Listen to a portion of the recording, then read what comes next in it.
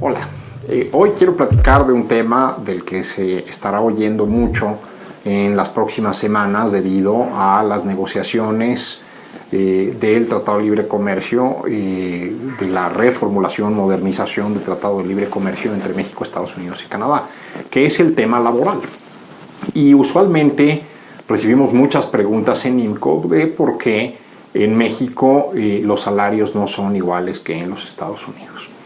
Bueno, primero tendríamos que hablar de la diferencia en tamaño de nuestras economías. La economía de los Estados Unidos es una economía mucho más grande en términos de valor y solamente 3 veces más grande en términos de población y de trabajadores. Dicho de otra forma, si nos regresáramos por allá a los años 60, la economía de los Estados Unidos era 40 veces la economía de México. Cuando se negoció el Tratado de Libre Comercio, estábamos hablando de 22 veces la economía de México, el tamaño de la economía de los Estados Unidos, y hoy estamos hablando de 15 veces. Esto quiere decir que pues México ha crecido más rápido de lo que ha crecido Estados Unidos, que de alguna manera los hemos ido alcanzando. Y esto es algo que se ha dado principalmente desde que firmamos el Tratado de Libre Comercio.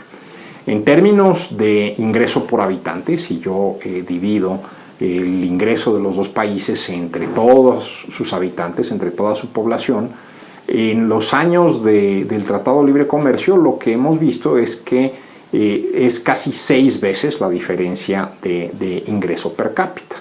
Sin embargo, en tema salarial, cuando vemos ya salarios ajustados por el poder de compra de cada una de las economías, lo que estamos viendo en años recientes es una ligera divergencia, es decir, cada vez estamos más lejos del salario que se gana en los Estados Unidos.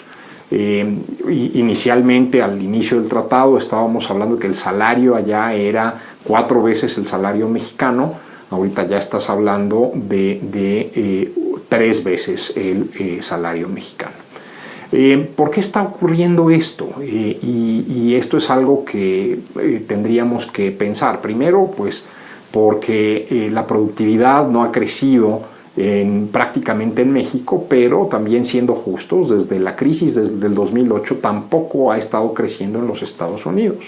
La productividad de la región está estancada. Y estas negociaciones deberían ser una oportunidad para revisar la productividad de la región y revisar las maneras para que la región se vuelva más productiva otra vez. Otra cuestión que creo que vale la pena analizar es el tema de los salarios mínimos, que es algo que ha estado en la discusión pública en México y que también Estados Unidos ha puesto en sus objetivos, que México tenga salarios mínimos más altos.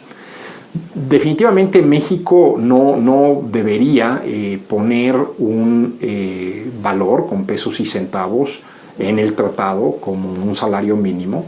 Lo que sí creo que deberíamos hacer es tener una política salarial que tomara los valores mínimos de los arreglos contractuales del año pasado y que los transportara hacia el año siguiente. Al menos de esa manera tendríamos una referencia de mercado. Pero es interesante cómo los precios y los salarios de la economía se ajustan alrededor de estas regulaciones como el salario mínimo. Por ejemplo, tanto en Estados Unidos como en México, ajustando por la paridad del poder de compra, el salario es aproximadamente 3 veces el salario mínimo en el sector manufacturero.